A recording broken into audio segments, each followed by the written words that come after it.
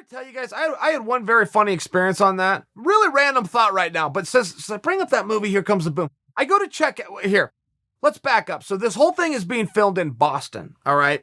So fly out to Boston, go check into the hotel. When I check into the hotel, it was really easy to do because the production company had blocks of rooms. And it was kind of interchangeable. When I got up to the counter and I took out my credit card and I took out my ID, it was real easy where they're like, okay, here, let's find your room. Okay, Rich Franklin just checked out of 3101. Oh, we'll stick you in 3101. How long are you going to be here? I mean, it wasn't like checking in any other hotel where it's really precise and my specific reservation it wasn't like that.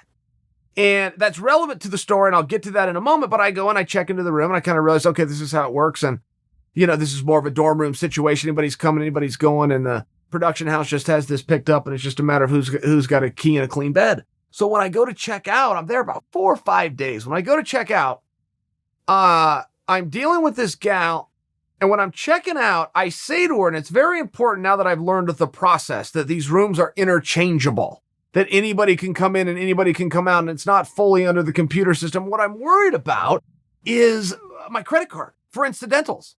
I'm well aware this movie's got another 3 or 4 weeks until it wraps. Who knows how many people could come in behind me. And I just want to make sure that my credit card gets turned off, that I square up what I'm owed and I can walk away. So when we're having this conversation, I'm explaining this to the front desk gal that, hey, this room, it doesn't really end. The reservation doesn't really end. Chael is just leaving. So Chael needs to close up. The room is still there. The room is still available for whoever comes up and gets a key, but it's not me. I'm headed to the airport and I'm going home. And I'm trying to explain this to her. It's a new person, not the same person I checked in with. She didn't fully understand. So she's getting brought up to speed. She's looking at the computer. She's seeing that everything I'm saying is right. But as I'm telling this story, a guy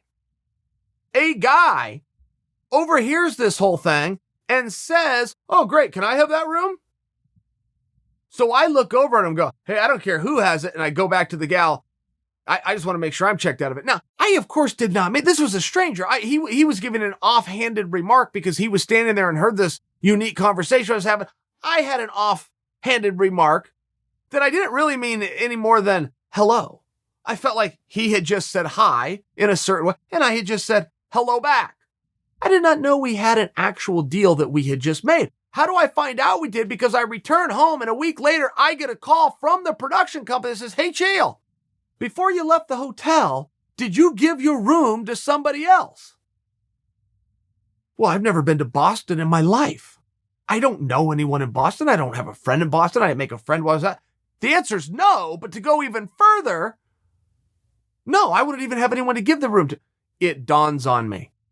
Oh my goodness. As I was checking out, a guy said to me, can I have the room? And I said, I don't care who has the room, but I'm leaving. Now, the gal running the computer hears this whole thing. I would assume that she would be like I'm assuming all of you are right now, that I didn't have a deal with this guy.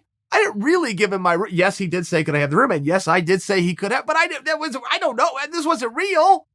It's just two guys at the front desk talking as I'm trying to check out and get the cab.